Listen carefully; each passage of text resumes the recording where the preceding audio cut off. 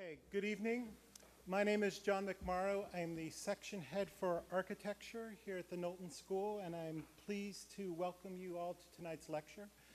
Before I get too far ahead, I'd like to make a special thanks to the co-sponsors of tonight's lecture, our colleagues in the College of Engineering, and they are more specifically the Engineering Education Innovation Center and the Department of Civil and Environmental Engineering and Geodetic Science. So really heartfelt appreciation for this collaboration to bring tonight's speaker, Nina Rappaport, in.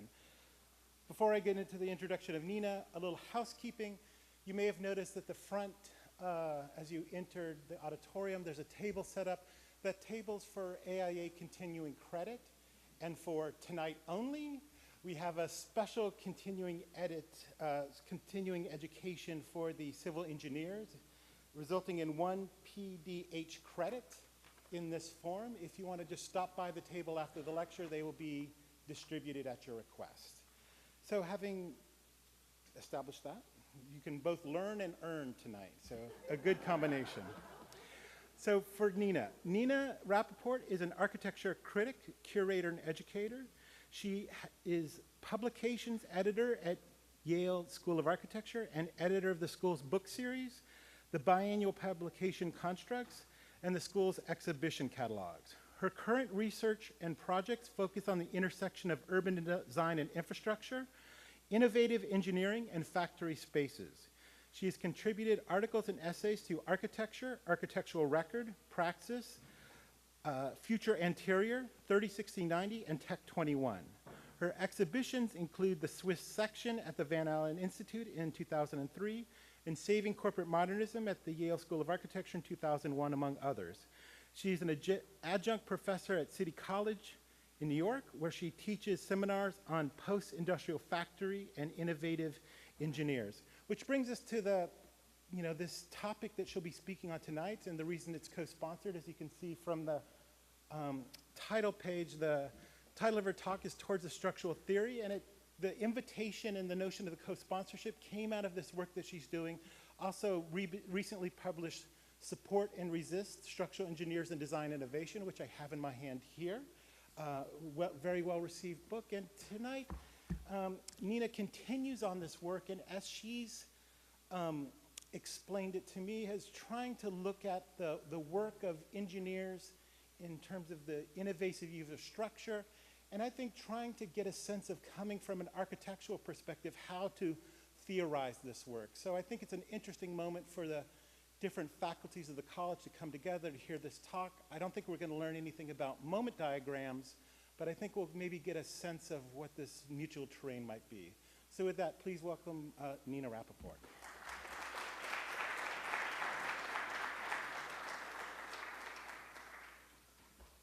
Great. Let me just turn on here. Is that right? Good. Thank you so much, John, who I've known for quite a while from his teaching at Yale and at various schools around the U.S. and many fantastic discussions about architecture and design over the years. As John said, this kind of research that I've been doing bridges that between engineering and architecture and looking for a theory in a way that isn't normally done. A matter of fact, just recently, an engineering colleague read an article that I wrote that's similar to this talk that will be published in AD magazine in the spring. And she's an engineer, and I said to her, is this okay? I think I'm finding a new structural theory. And she said, Nina, there's no structural theory at all. So that really kind of inspired me to continue with this work and hope that we all kind of learn together tonight about these different new paradigms in engineering. And so I've been looking at this ideas of exploring a new paradigm that includes both the new relationship and a collaboration between engineers and architects, where the engineer has had increased significance in terms of their own work, but also where structure is now much more of influence on form and design of buildings, and where it's, in a way, I always say it's kind of similar to what was going on in the 50s and 60s with the great American engineers like Severand, or the great British engineers like Arab and Happold, that in a way we're coming back to that period of the great engineer really being at the table at the very beginning of a project, not coming in at the end. And that's something for both architects and engineering students to take into consideration as they go out into the world, that this collaboration is very significant. And what I am seeing is that's happening is that there's a holistic building tectonic that's at once intricate and complex, subtle and dramatic, expressed and suppressed as part of design culture. And this demands a deep and rigorous structural theory beyond that of just methods of practice. Unlike an architecture that treats a building's skin as a mediatic display, or one structure that lacks integrity and supports only thin, incongruous envelopes, or a building that is heavy-handed and overstructured, a new structural synthesis combines skin and bones into a holistic, integrated industrial design object. And I think of things like a simple water pitcher or a coffee pot, and how those are integrated both structurally, functionally, and in terms of their design. On the outside of things, as we know, there are surfaces. These are applied and drawn and also decorated, as Venturi so aptly called the decorated shed. His discussion was between that of the duck, where the building was what it was, and that of decorated facades. My discussion is beyond that of the duck, as the duck is so often wrapped in skin. But structures that have bones are those that we're interested in here tonight, that develop the form rather than the cladding as a skin over the duck. One example of a focus on surface is seen in the work of Frank Gehry, who wraps underlying structural scaffolding with a metal skin similar to the way stage sets are made at the Hollywood film studios. To me, this is a direct response to his LA surroundings, and I haven't published this yet. His forms are wrappers, sheets of metal that have nothing to do with the structure beneath.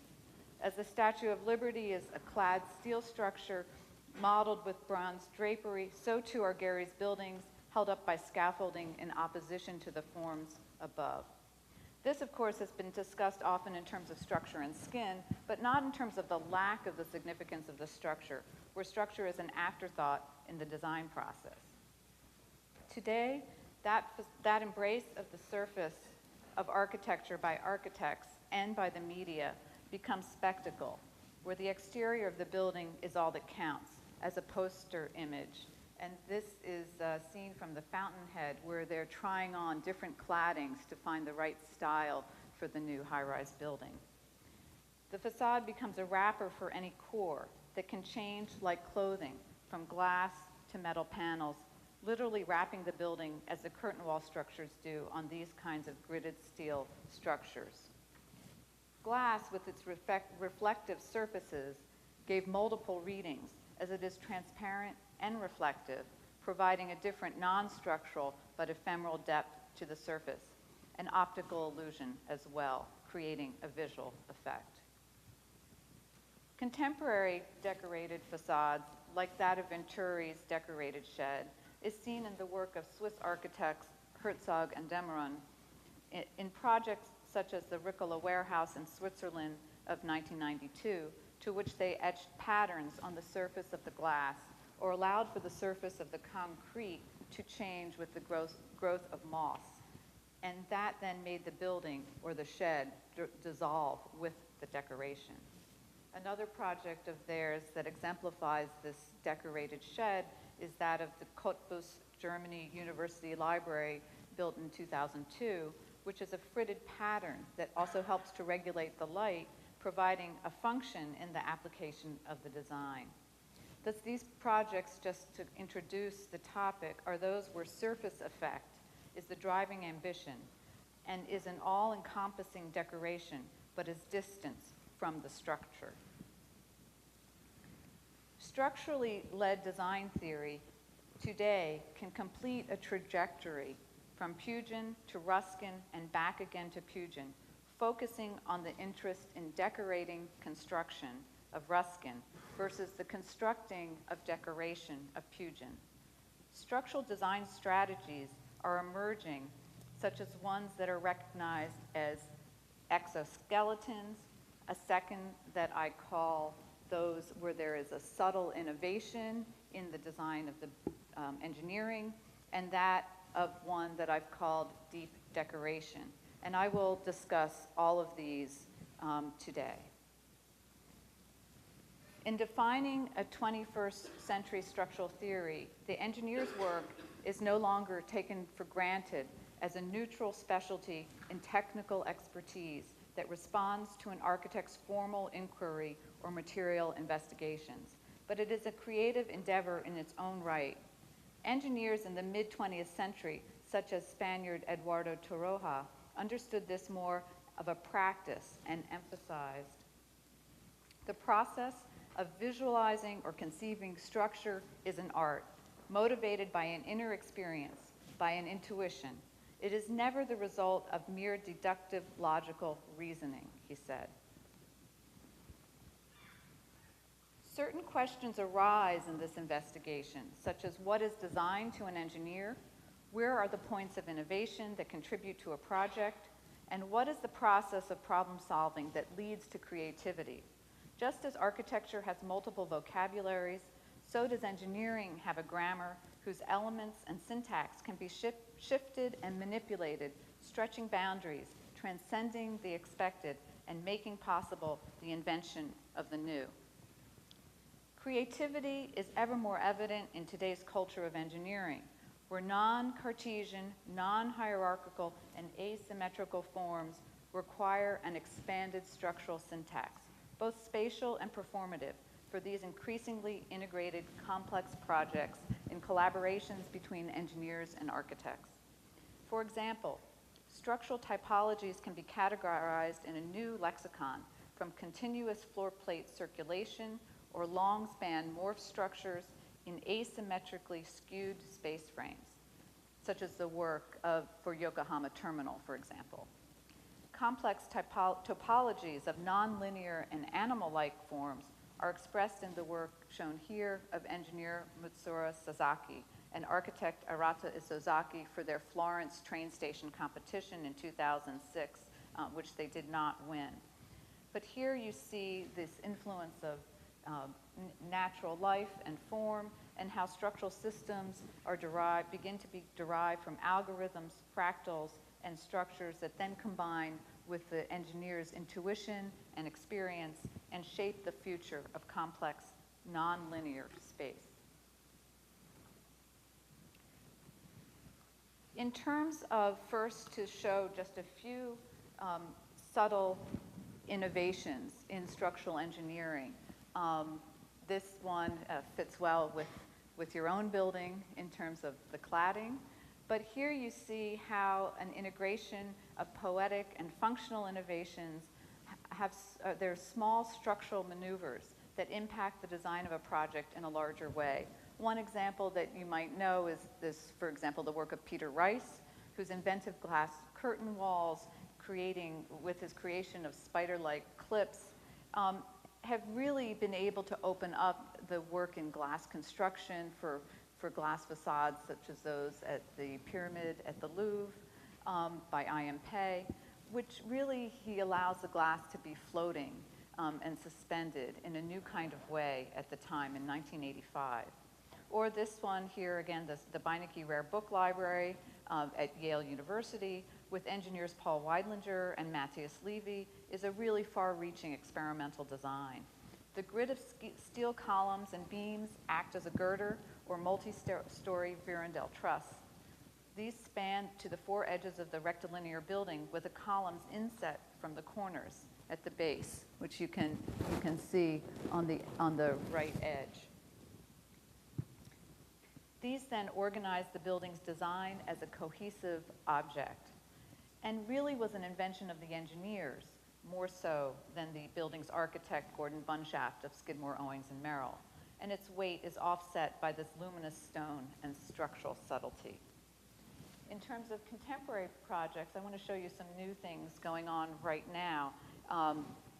That here is the structural diagram for the new Infinity Tower by SOM Chicago office, which is Bill Baker with Ross Wimmer.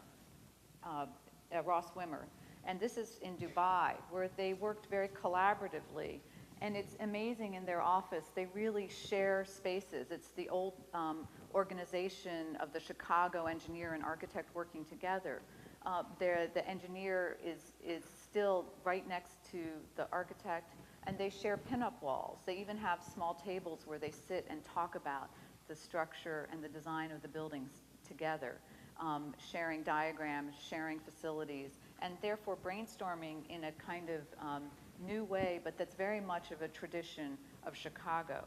And here they wanted to design a twisted tower, and we all know these have become very much in vogue, but it was too costly, so that rather than inclining the columns, they stepped back each level, which you can see here, in order to have incremental units and more standard rectilinear windows, so that everything was a much more standard system rather than a complex one, and went from top to bottom in order to meet a challenge of having to simplify complexity in an efficient way. So by just having this one idea, they were able to create this subtle design that could transform and then also create the shape of the building that they were interested in. Other projects which are great to use for examples of this subtle innovation are those of Schleich-Bergermann engineers from Stuttgart,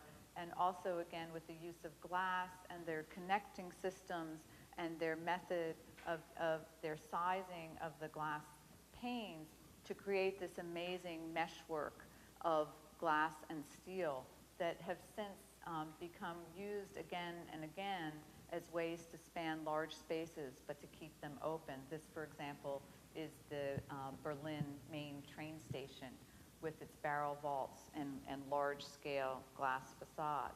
And then in a new project, now in design phase out of the New York office, they're working with Nicholas Grimshaw to design a new amphitheater for Coney Island. And here they wanted to use the idea of the bicycle wheel, but didn't want the complete wheel as its form. So they eliminated some spokes, which then in effect became cable trusses to adjust and minimize the roof structure to have a unique space. Column supports were thus unnecessary where the roof is raised high above the ground, and by curving the roof edge, they deploy an efficient single-layer cable net. The bicycle wheel has to be balanced in plane as well as out of plane, creating a stable, saddle-shaped roof surface, thus contributing to the design of the lightweight pavilion structure.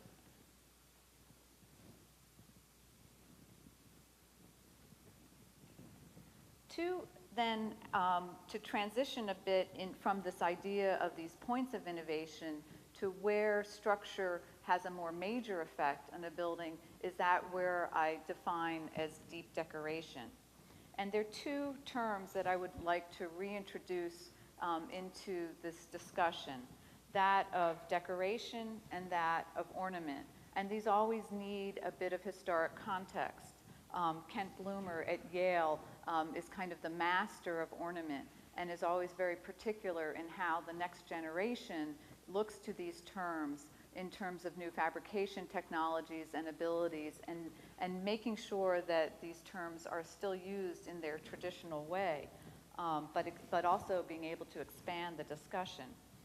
And one way to define this is that ornament is applied to a building or an object and is separate from that object. It is a design or a form that is ornamenting something else. It's usually found in details and constructed out of motifs that were generated in a pattern that's separate from the object itself. Kent Bloomer also relates this to the notion of cosmos and nature as the culture was treating those terms. Ornament participates in a dialogue by bringing natural references into the artificial man-made world between ornament and its object. Decoration is that which can be seen as a holistic application, animating a form or surface synergistically, as William Jordy, the historian, described, where decoration is an arrangement rather than a detail of all the elements in an orchestrated composition. This is seen in the terracotta or carving in the work of Louis Sullivan, or here in the work of Auguste Perret, who covered facade panel systems with foliated patterns intricately designed to fit the surface.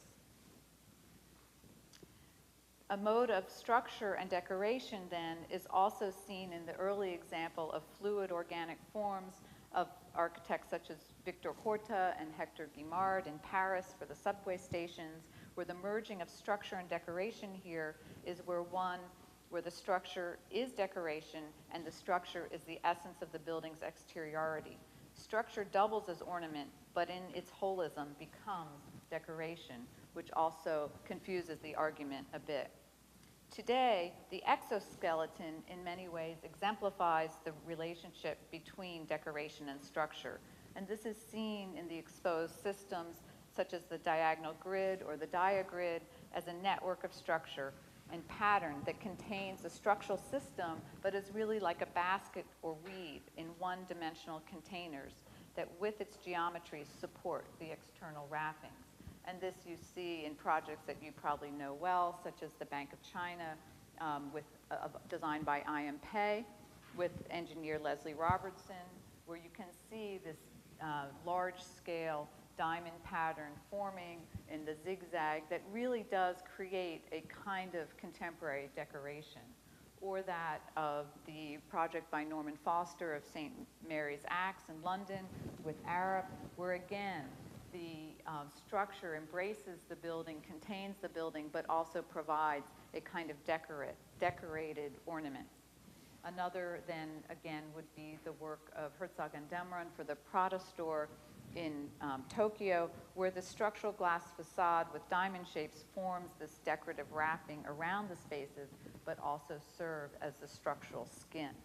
So you see how explicit this is at night and how the effect is even more intense in seeing into the building from the surface. Another interesting example is the CCTV by OMA with Cecil Baumann, where the actual end result and the reason why there's that spacing at the corner comes not only from the structural analysis that you see in the middle model here, but also because of a design decision and an aesthetic decision that Cecil Baumann and Rem Koolhaas made to create this form. So this combines both the essential economy of the structure, but also they changed it so that it would have a specific aesthetic. But it is in the use of what I find interesting of overt patterning in interior structural systems that is blurring the line today between what is structure and what is decorative, and results in this idea of deep decoration.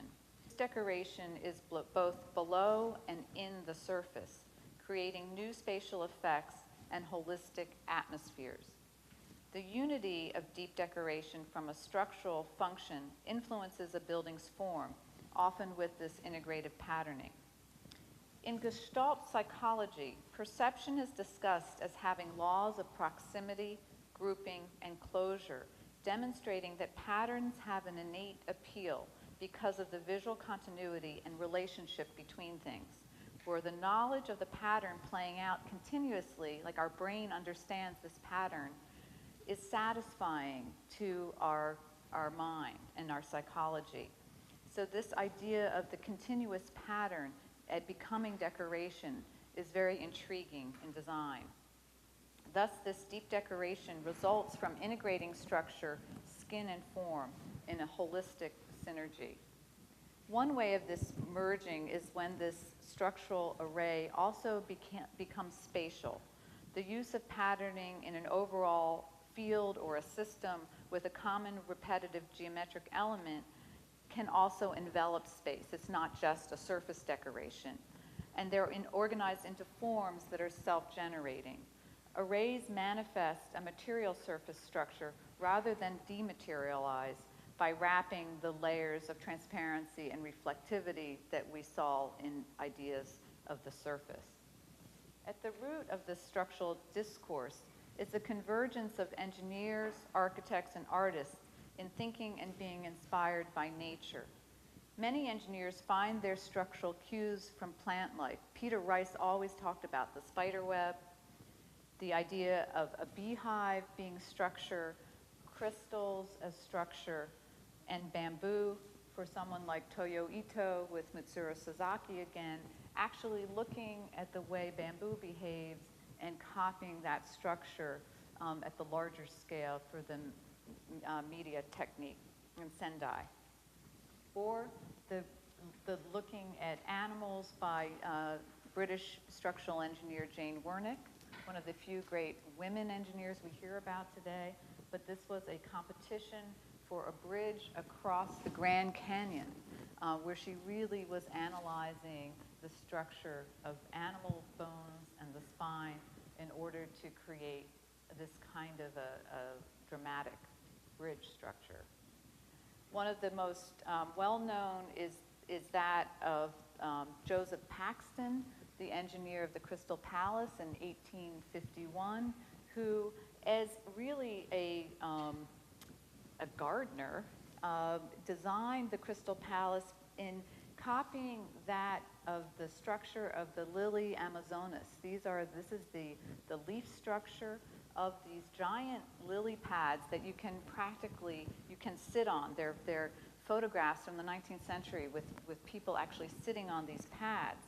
And Joseph Paxton was a gardener, and he came to design the cast iron supports for the expanses of glass using these ideas of the ribs and struts of the water lily that supports the leaves.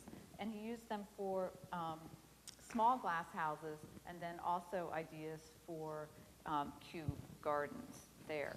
So you can see these influence of natural structures, but then also the interest in the kind of intensity of the biologists in the early 20th century writing about this. One constant reference is Darcy Thompson's book on growth and form, where the understanding of interior structures and natural organisms and even his own direct comparisons of bridges to skeletons became this source book for many engineers after. And he explains the interior structures of natural objects and how they're formed and stabilized. Of course, some of this today is taken a bit too literally. This is the work of Neil Thomas for the Singapore Gardens by the Bay, which is now under construction. And he has also worked with the artist Mark Quinn, actually creating rainbows and really making nature, not just imitating nature. But it is also of interest, again, back to the 50s, where the new scientific discoveries in biology and natural structures paralleled an interest in architectural structure and form, resulting in complex volumes and thus spaces. As scientist Lancelot White discussed, culture was shifting from the simple towards the complex, with the result that a modern conception of structure is, for some purposes, replacing the older conceptions of atomism and of form. This new relationship of parts to whole, he envisioned that, quote, the unifying natural philosophy of the coming period may be a morphology, a doctrine of form viewed as structure. Perhaps now we have really actually arrived at this point that he was talking about in the 1950s. This relationship of part to whole was also explicit in the 1960s constructivist sculptures. Here we have one by Max Bill, and also the work of Nam Gabo and Jens Solar Richter, as well as Erwin Hauer, where voids and volumes are interchangeable, such that the interiority is filled with a spatial articulation of structural elements, and space flows along the structure of sculpture, doubling as surface. This was also recognized, this kind of interest between structure, art, and science by Grigory Kepes, who was at MIT, a Hungarian, who really brought together many great thinkers of the time and in terms of interdisciplinary relationships and looking between the form of art, the form and structure of science and nature, creating really a new way to interpret these elements. In a deeper understanding of relationships of elements to a whole, of bones and crystals, blurs a distinction between structure and the thing itself. Usually one thinks of structure as opening up space, but an expansive scientific complexity manifests it in an understanding of filling space with structure that is also occupiable. Architect Hermann Fisterlin in the 1920s discussed the interiority of organic nature as the organic form lies between crystalline and the amorphous house. Growing out of one another, these crystals just continue and evolve. Kathleen Lonsdale, a 1950s crystallographer, identified the pattern of the solidity of the atom, of a regularity of an internal structure, and developed X-rays to photograph the depth of crystals, noting that they have beauty in themselves and they can be obtained in an infinite variety because of the numbers and kinds of crystals is unlimited. Numerous engineers turned to nature for other structural inspiration. Robert Le Ricolet, who lived from 1894 to 1977, was a noted French engineer who taught at the University of Pennsylvania in the 50s through the 70s. And he made a career analyzing natural forms and incorporating their properties into the field of structural design. This is an image of bone structure, right? And he noted that when working with the structure of bone, if you think about the voids, instead of working with the solid elements, the truth appears. The structure, he said, is composed of wholes, all different in dimension and distribution, but with an unmistakable purpose in their occurrence. So we arrive at an apparently paradoxical conclusion that the art of structure is how and where to put the holes. It's a good concept for building, he said, to build with holes, to show things which are hollow, things which have no weight, which have strength but no weight. Le Ricolet was also fascinated with radiarla, as was Darcy Thompson. These Le Ricolet saw as forms that encompass the properties of both stressed skin and triangulated structures. They are just in between, configurations with multiple holes, a perforated membrane in tension working together with triangulated frame. And this may give an analogy based on a few topological notions for the arrangement of the number of holes that could bridge the gap between two kinds of structures and possibly the two technologies. So he was very instrumental, just like Frei Otto, in looking at these ideas of tensular structures and this kind of a space frame. His own infrastructural projects for structural systems employed voided structural spaces for the circulation of transit and for infrastructure. And you see here a tube structure that he was working on, and he created numerous ideas for elevated trams and car routes using these kinds of tubes. And just recently, Bernard Schumi has built a bridge in Le Ricolet's hometown in France that incorporates many of these elements. It's really one of the very few things built copying exactly Le Ricolet's drawings. This type of analysis was also explored by Yona Friedman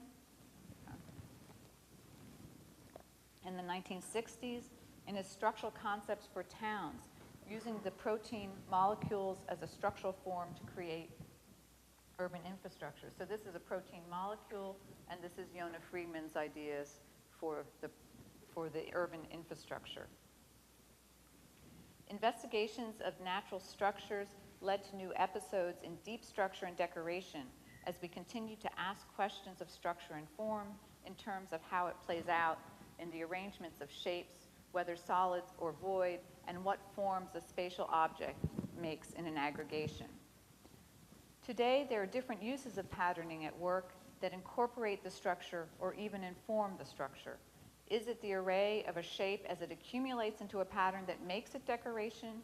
What is decoration and structure, and how should they be considered, both in terms of design, but also in terms of efficiency and economy of a material and form?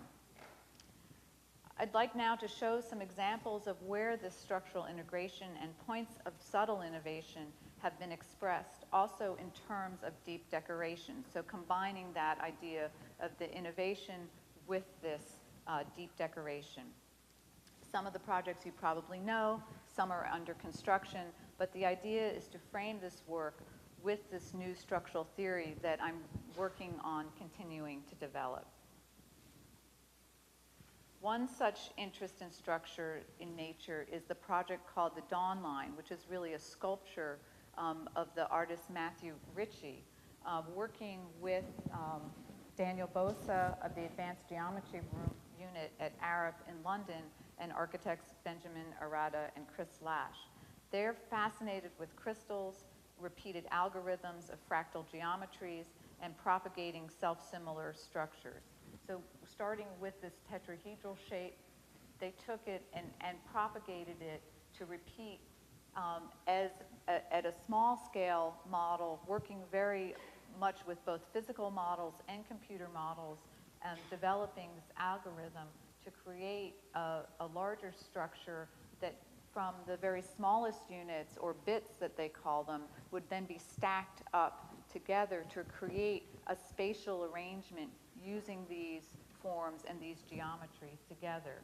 And this is the result of this project that was also exhibited in New York, but it's here and this is showing it at Arup's own gallery in London.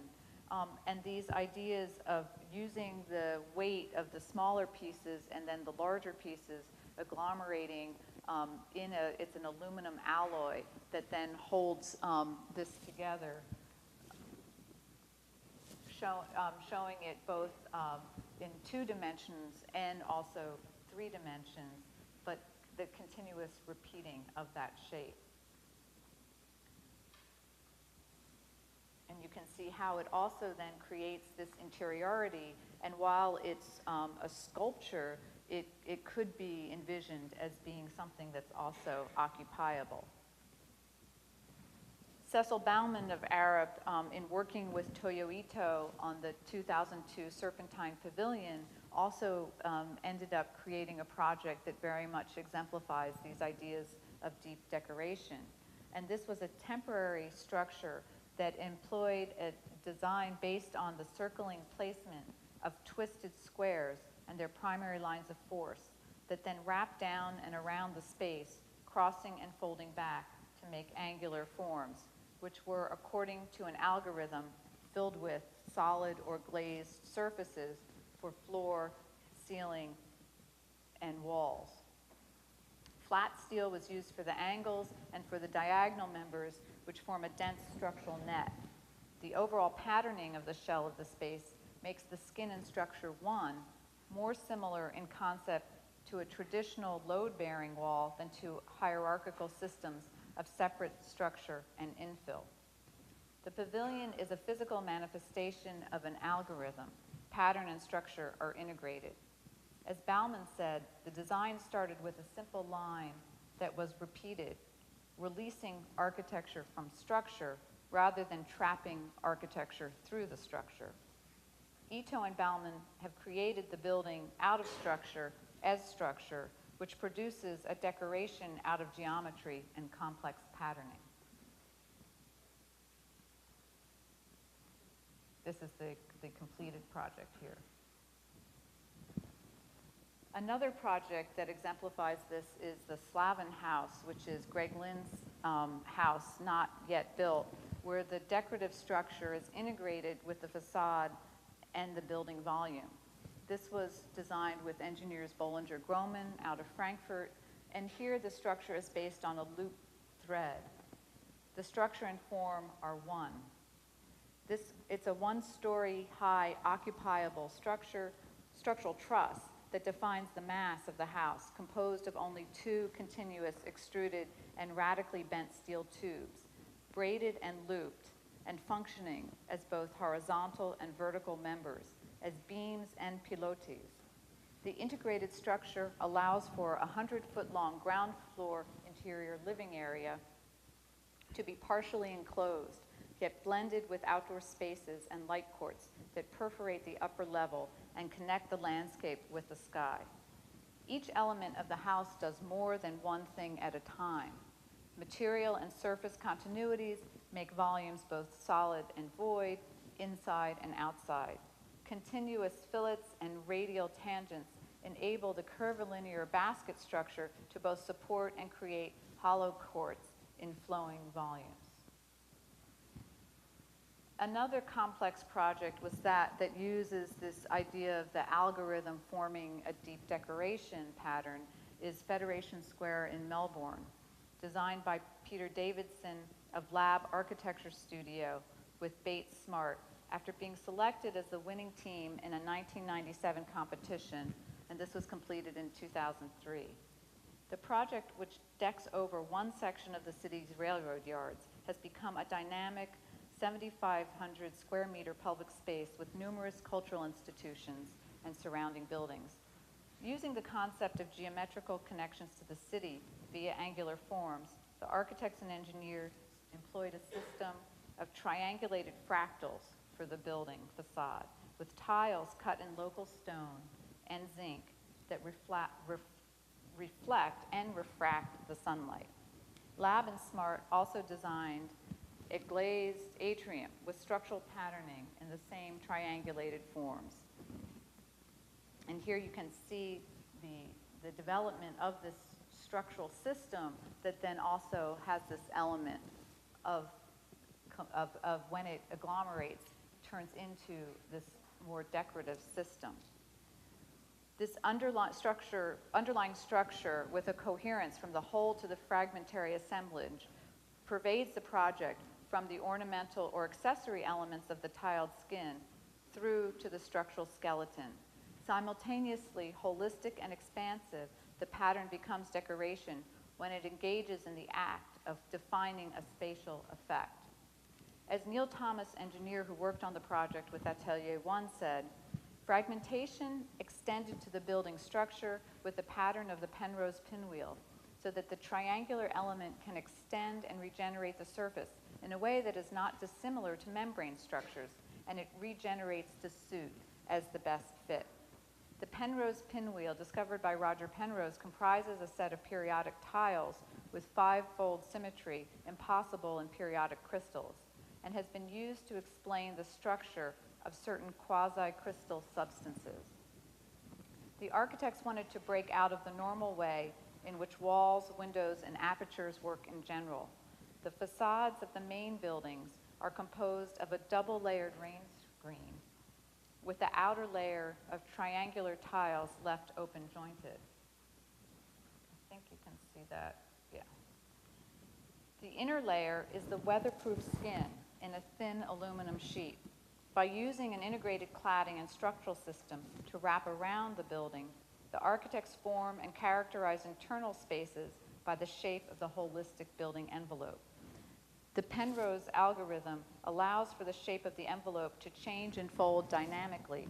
Even the plaza surface is based on this triangulated system. As the triangle is turned and shifted, the compositional array organizes into a design. The pinwheel triangle can be divided into 5 equal triangles so that they can all continue to be subdivided but stay in proportion to one another, creating this fractal system. Let me just go back here. One set of panels is mounted to a framework, and the framework, becoming a larger panel, is attached to a triangular galvanized steel frame. The pinwheel construction is appropriate for the facade in that no sealants then are required, so that it creates a cleaner, smooth surface, even where the majority of the triangles meet. You can see that here too. The glazed atrium structure exemplifies, and I'm going to go ahead, more intensely this new relationship between structure and decoration, and follows the same pinwheel scheme as the surface tiles, distributed as in an algorithm as a structure and decoration. The open network of this framework of 3,000 members seems to fold in and out within the open void formed by inner and outer glazing.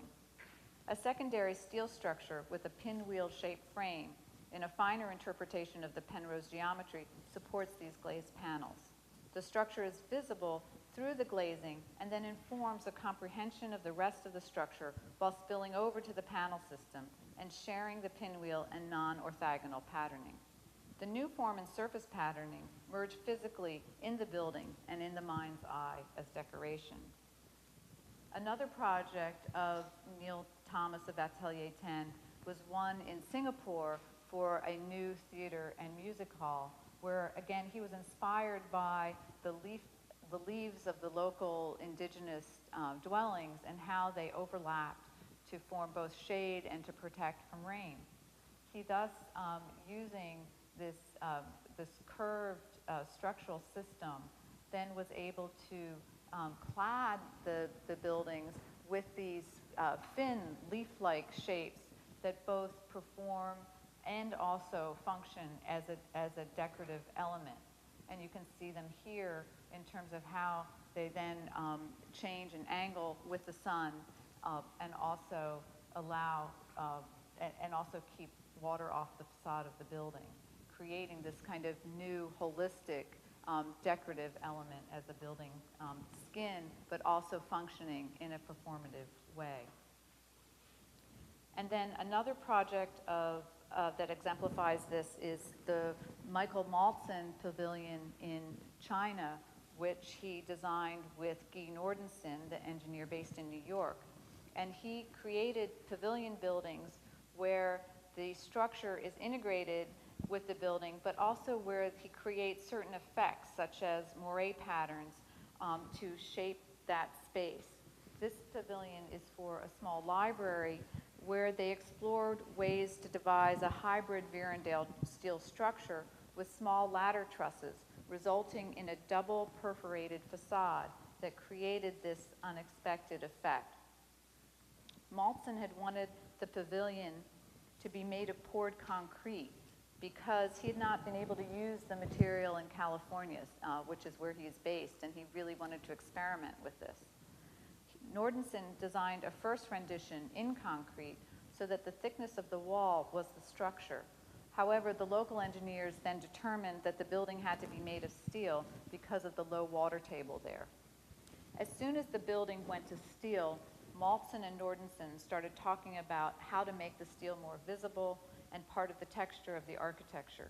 It became complicated because Nordenson had to design a structure around the existing perforation designs and thus developed a hybrid Virendale structure with localized ladder trusses and diagonal pencil members. Together, they rethought the skin to be a double perforation, so there's this larger rectangular opening. The entire skin is a slotted perforated metal, so the steel structure is visible between the plane of the wall.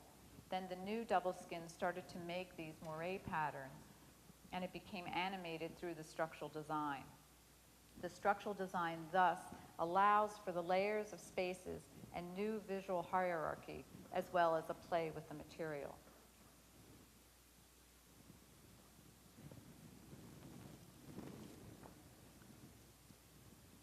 For this new project, now almost completed construction in Seville, designed by Jürgen Meyer-Ha for the Metropol Parasol, he created basically a new kind of public space in Sevilla using a very large-scale shading device in these kind of tree-like or mushroom-like forms that projected out and over an open plaza that had once been a marketplace.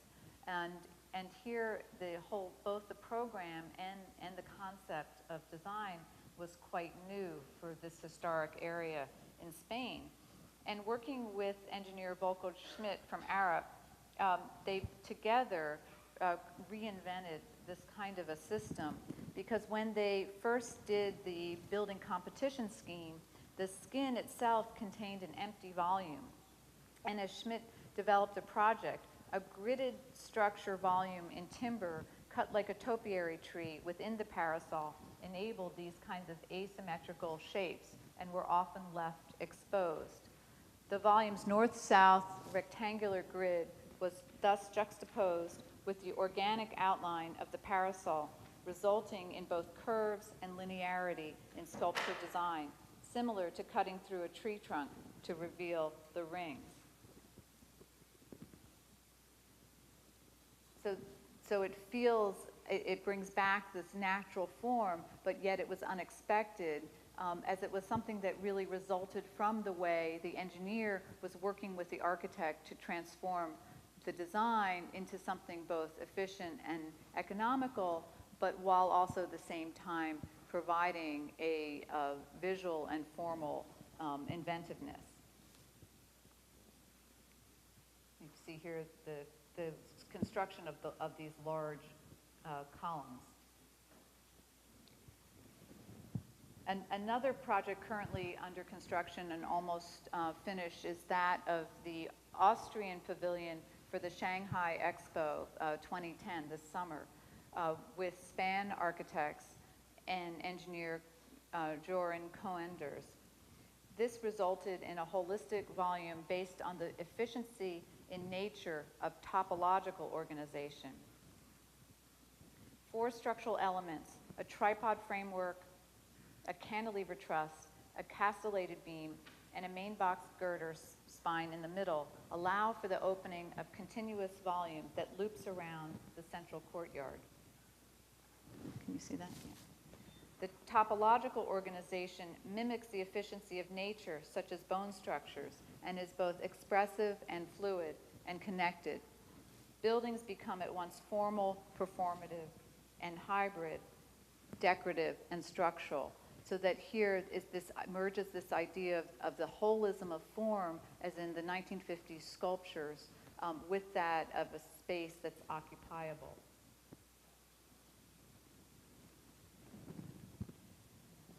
Another major characteristic shown in a deep decoration is that of the Beijing National Swimming Center, known as the Water Cube, that was built for the Chinese Olympics in 2008. PTW Architects of Australia and the China State Construction Corporation, with their Design Institute, designed the scheme in a competition to include 5 pools enclosed with blue bubble-packed walls. Tristram Carfrey of Arab Sydney office was the coordinating engineer for the project, and he had emphasized how previous structural problems have come down to the architectural forms and the services required to support them from within. Instead, with the Water Cube, he focused on how structure itself fills space, a process closer to that of form making in solid natural objects that I've just been discussing, such as beehive structures that multiply in a space within a robust structure. Carfrey considered using vertical tubes that would appear as circles on the outside of the building and have light filter in but not glare. But he wondered, quote, what would make the wall horizontal? What would the joint be between them? And how would it transition from the vertical to the horizontal?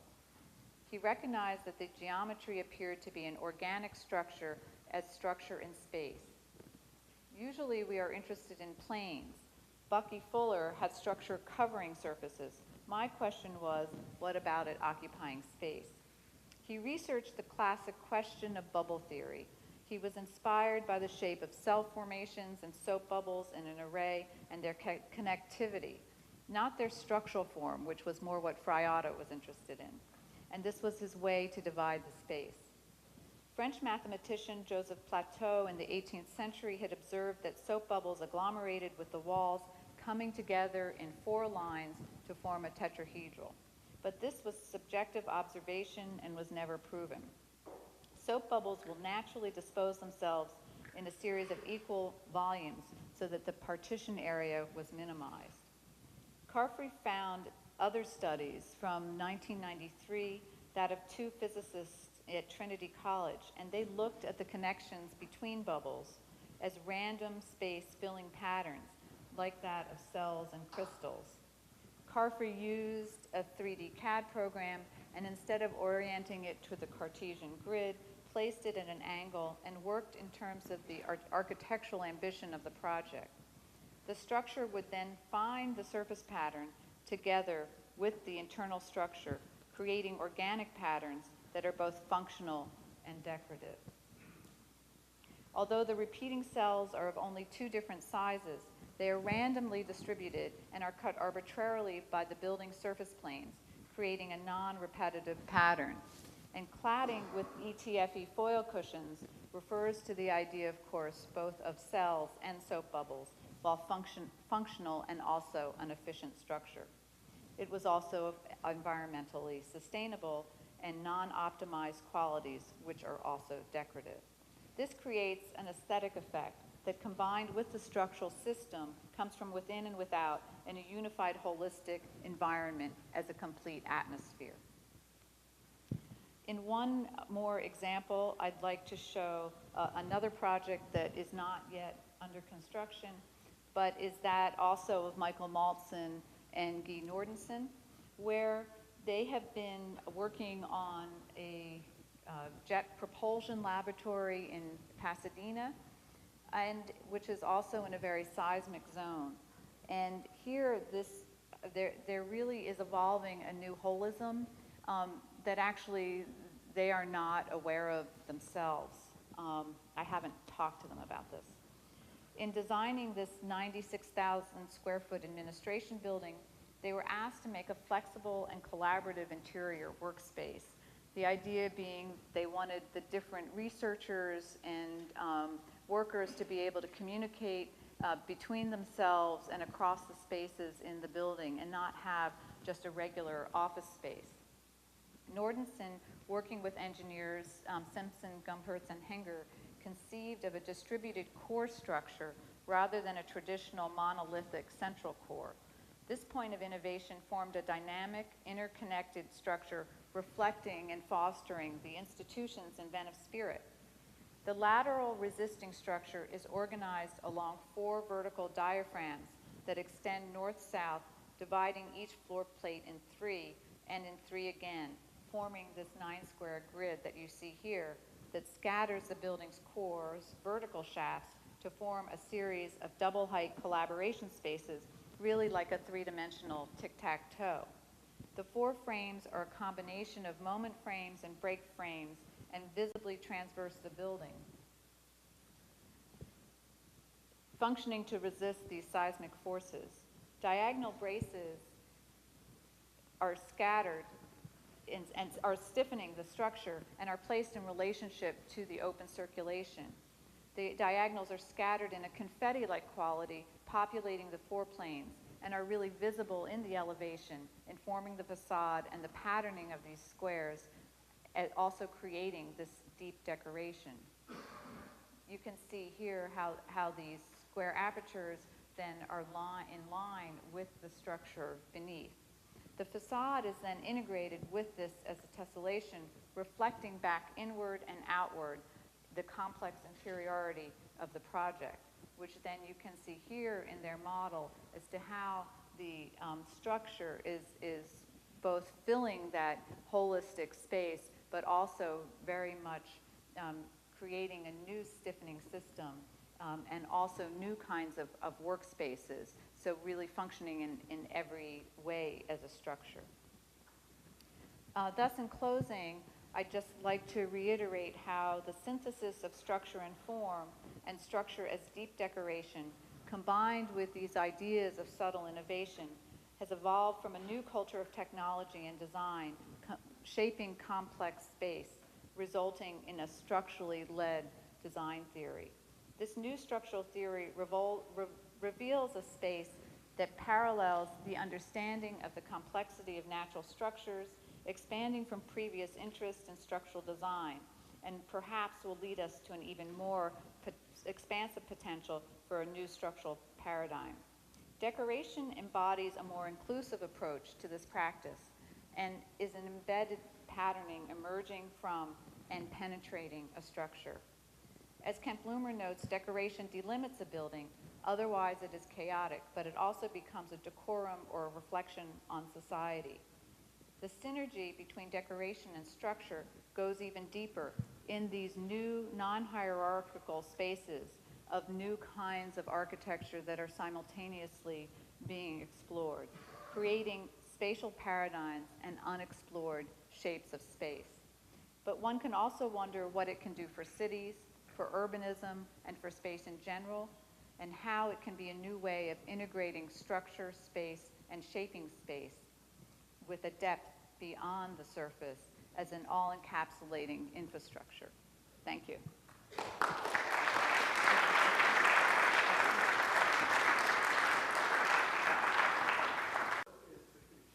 Right. Yeah.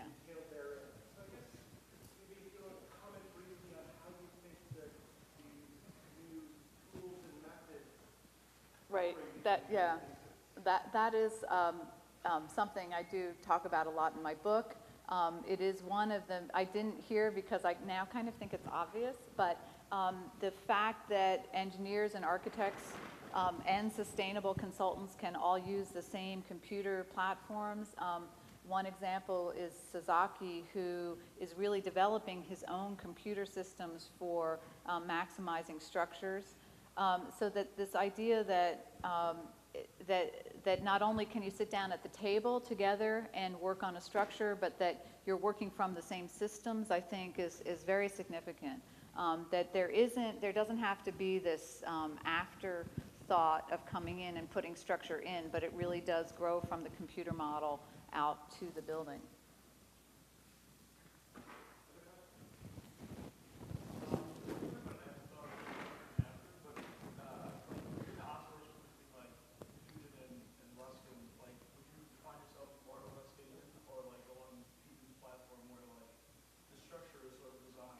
Right. Like the architecture is secondary, or that almost like the structure design focus on the building. Right, that's a good question. Did everybody hear that?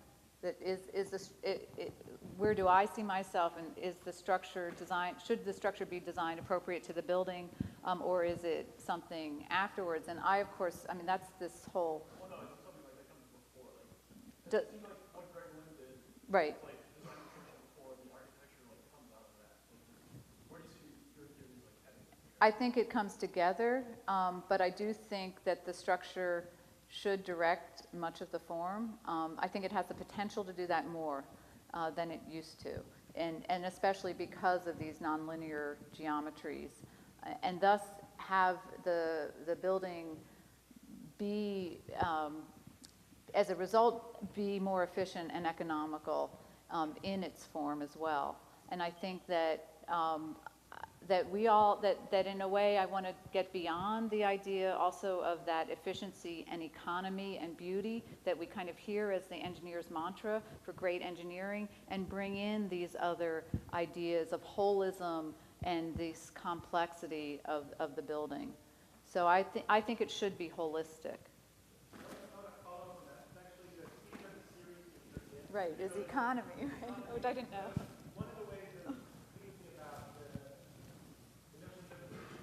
Right. And so when you talk about like articulated systems or elaborate systems or say excessive systems, you know, there's a value of holism. Right. So I'm just curious, like, how is that? What does it sort of mean for discrimination? Because with economy, like efficiency or minimalism, you can find the most expeditious means, the shortest point between two, you know, is a line. Right. So when you're dealing with a kind of excessive level, what are the kind of shared principles that facilitate that? Like, is it primarily cultural? Is it unexpected relationship? I'm curious because it's a shift not only of geometry and form, but it's a shift of argument and ethos. Yeah, I would say it is cultural. I've had discussions with Ken Frampton about this recently, and this idea of the expressive versus suppressive structure, and that it really is becoming a cultural aspect to have more expressive buildings. But I think they still can be economical. I don't think that one precludes the other, that you can still have an interesting and elaborate building that is also economical in that, or efficient in that way.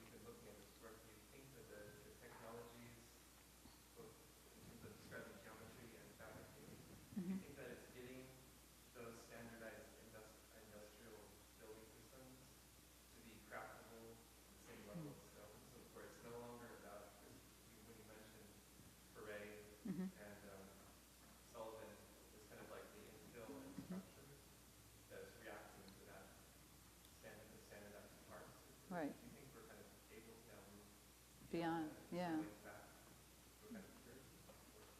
Or that there's so much potential, we can do anything in a way with materials and structure that there's even more potential. It takes away all those kinds of boundaries so that materials can both be structural and functional and decorative as themselves, really.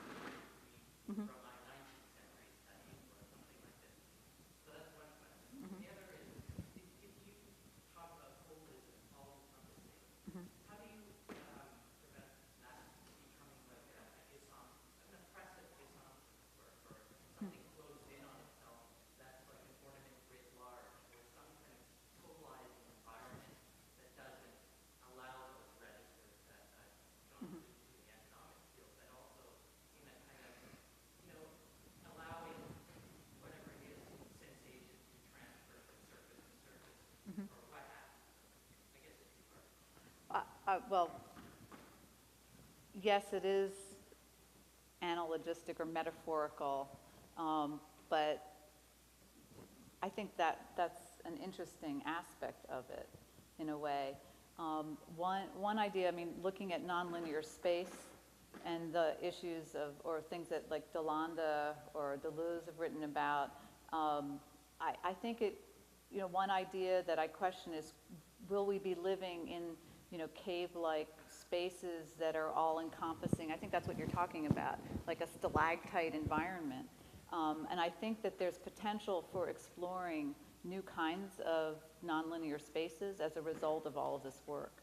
And I think that many architects are doing this so that if the engineer can support them and make it work holistically and structurally, so it's not just applied, I think that would end up being a successful, very futuristic project. Not that everything has to be that way, of course. But even if you look at Lars Spurlock's work, Knox, some of these new, spatial environments where we're actually now have to think differently and behave differently in these spaces. I think it's a challenge, but it's also intriguing.